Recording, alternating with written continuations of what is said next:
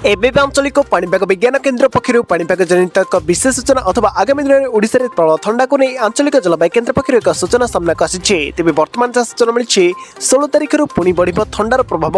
आगामी दिन में ओडिशा रे केउ सब जिले में अधिक मात्रा ठंडार प्रभाव रही यह ठंडा पर केउ सब जिले में वार्निंग जारी होती ताने भिडियो संपूर्ण अपडेट पाइपर ता पूर्व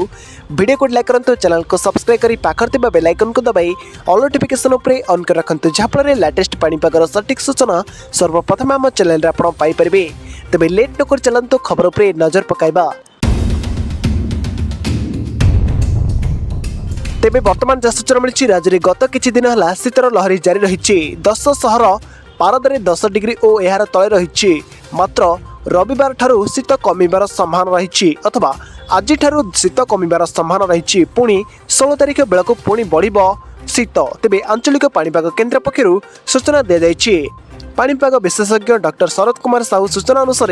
12 तारिख रातिर तापमात्रा 2 ରୁ 4 डिग्री बढ़िबा नै आकलन कर फल शीतर लहरी ब्रेक लगिब मात्र 16 तारिख में पुणी ठंडार प्रभाव बढ़िबा नै आकलन कर फेब्रुआरी द्वितीय सप्ताह ठंडा जारी रहिबो। तेबे शुक्रवार फुलबाणी तापमात्रा सर्वनिम्न 7.5 डिग्री सेल्सियस रेकर्ड कर शनिवार रेकर्ड कर तेबे पारलाखेमुंडी 30 डिग्री सेल्सियस रही। रविवार अनुगुल ढेंकानाल कंधमाल कोरापुट सुंदरगढ़ आदि जिले में घन कुहुड़ी नहीं येलो वार्निंग जारी कर अथवा आज येलो वार्निंग जारी कर झारसुगुड़ा केन्दुझर कलाहांडी खोर्धा कटक जगतसिंहपुर केन्द्रापड़ा आसंता काली हालुकरू मध्यधरण कुहुड़ी देखा मिले एवं वार्निंग जारी कर